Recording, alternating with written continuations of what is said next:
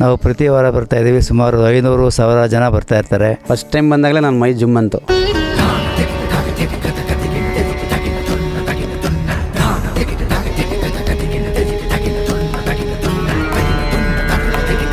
ನಾನು ಕಂಡ ಮಟ್ಟಿಗೆ ನನ್ನ ಜೊತೆಲಿ ಸಾವಿರಾರು ಜನ ಬಂದವ್ರು ಇಲ್ಲಿಗೆ.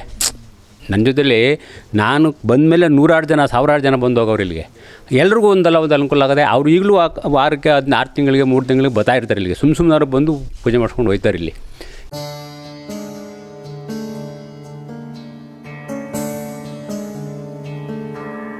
ಏನಾದರೂ ದೇವ್ರ ಹೆಸರೆತ್ತಿ ಹಣಕಾಸು ಮಾಡಬೇಕು ಅನ್ನಂಗೆ ಇದ್ದಿದ್ರೆ ನಾನು ಒಂದು ಅಂದಾಜು 4 ಕೋಟಿನಾದರೂ ಮಾಡ್ಬೋದಾಗಿತ್ತು ನಾನು.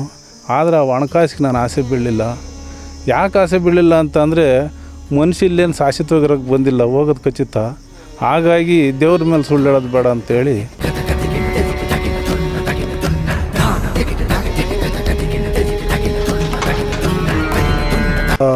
ಅವರ ಒಂದು ಜಾತ್ರೆಗಳಲ್ಲಿ ಚೌಡಿಕೆ ಪದ ಆಡೋಕ್ಕೆ ಹೋಗೋರು ನಮ್ಮ ತಂದೆ.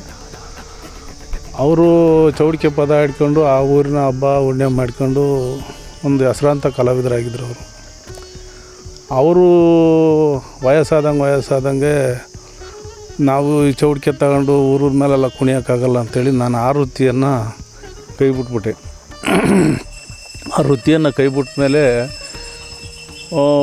ಹಿಂಗೆ ಮನಸ್ಸಿಗೆ ಏನೋ ಒಂಥರ ಏನಾಗ್ತಾಗ ಮನೆ ತವಲಾದರೂ ಪೂಜ್ಕೊಬೇಕು, ನಮ್ಮ ಅಪ್ಪ ಪೂಜಿರೋ ದೇವರು ನಾವು ಕೈ ಬಿಡೋದು ಬೇಡ ಅಂತೇಳಿ ಆವಾಗ ಮನೆ ಹತ್ರಲ್ಲೇ ಪೂಜಿದ್ದೆ.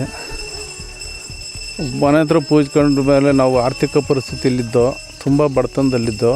ಆ ತಾಯಿಯ ಜಗನ್ಮಾತೆ ನನಗೆ ಒಲ್ದು ಬಂದ ಮೇಲೆ ಸುಮಾರು ಅನೇಕ ಜನಗಳು ನನ್ನ ಹತ್ರ ಈ ಕ್ಷೇತ್ರಕ್ಕೆ ಬಂದೋಗಿದ್ದಾರೆ. ನನ್ನ ಹತ್ರ ಮದುವೆ ಆಗದಿಲ್ದಲೇ ಇದ್ದವರು, ಮನೆ ಕಡೆ ಆರ್ಥಿಕ ತೊಂದರೆ ಇರೋರು, ಆಸ್ತಿ ಪಾಸ್ತಿ ತೊಂದರೆ ಇರೋರು, ನಾನಾ ಥರ ವಿಧವಾದಂಥ ತೊಂದರೆ ಅನುಭವಿಸಿರೋರೆಲ್ಲ ಬಂದೋಗಿದ್ದಾರೆ. ಎಲ್ಲರಿಗೂ ಕೂಡ ಉಚಿತ ಸಲಹೆ ಅಂದರೆ ನಾನು ಸಹಾಯ ಮಾಡ್ಕೊಂಬಂದಿದ್ದೀನಿ. ಯಾರ ತೋಲೂ ಕೂಡ ನಾನು ಹಣಕಾಸಿಗೆ ಆಸೆ ಬಿದ್ದವನಲ್ಲ. ಒಂದು ವೇಳೆ ಏನಾದರೂ ದೇವ್ರ ಹೆಸರೆತ್ತಿ ಹಣಕಾಸು ಮಾಡಬೇಕು ಅನ್ನಂಗೆ ಇದ್ದಿದ್ರೆ ನಾನು ಒಂದು ಅಂದಾಜು 4 ಕೋಟಿನಾದರೂ ಮಾಡ್ಬೋದಾಗಿತ್ತು ನಾನು. ಆದರೆ ಆ ಹಣಕಾಸಿಗೆ ನಾನು ಆಸೆ ಬೀಳಲಿಲ್ಲ. ಯಾಕೆ ಆಸೆ ಬೀಳಲಿಲ್ಲ ಅಂತಂದರೆ ಮನುಷ್ಯ ಇಲ್ಲೇನು ಶಾಶ್ವತವಾಗಿರೋಕ್ಕೆ ಬಂದಿಲ್ಲ, ಹೋಗೋದು ಖಚಿತ. ಹಾಗಾಗಿ ದೇವ್ರ ಮೇಲೆ ಸುಳ್ಳು ಹೇಳೋದು ಬೇಡ ಅಂತೇಳಿ ನಿಯತ್ತಾಗಿ ಪೂಜೆ ಮಾಡ್ಕೊಂಬಂದಿದ್ದೀನಿ. ಹಲವಾರು ಸಮಸ್ಯೆಗಳು ಪರಿಹಾರ ಆಯ್ತಾ ಬಂದವು ಜನಗಳವು. ನನಗೂ ಒಂದು ಒಳ್ಳೆತನ ಅನ್ನೋದು ಕಂಡು ಬಂದದೆ. ಹಂಗಾಗಿದೆ. ಈ ಕ್ಷೇತ್ರ ಎಲ್ಲಿ ಬರುತ್ತೆ ಸ್ವಾಮಿ? ಈ ತುಮಕೂರು ಜಿಲ್ಲೆ ಗುಬ್ಬಿ ತಾಲೂಕು ಕಸವಳ್ಳಿ ಬಿಕೆಗುಡ್ಡ ಕಾವಲು ಅಂತೇಳಿದು.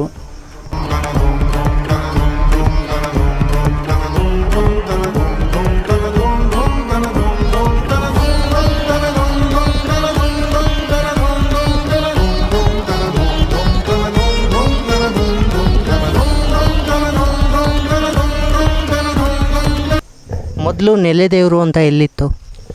ನೆಲೆದೇವರು ಅಂತಂದರೆ ಅದೇ ನಮ್ಮ ಅಪ್ಪ ಚೌಡಿಕೆ ಅಂತ ಹೇಳಿದ್ನಲ್ಲ, ಅವರು ಬಿರುದಿತ್ತು, ಚೌಡಿಕೆ ಅಂತ ಒಂದು ಬಿರುದಿತ್ತು.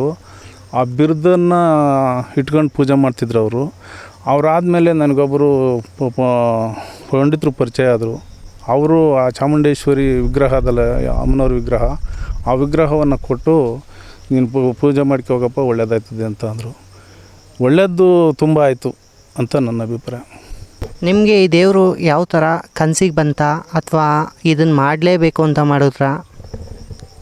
ಇದು ನಾನು ನಿಜ ಹೇಳ್ಬೇಕು ಅಂತಂದರೆ ನಮ್ಮ ಅಪ್ಪನ ವೃತ್ತಿ ಪಾಲನೆ ಮಾಡೋಕ್ಕೋಸ್ಕರನೇ ನಾನು ಇದು ಮಾಡಿದೆ.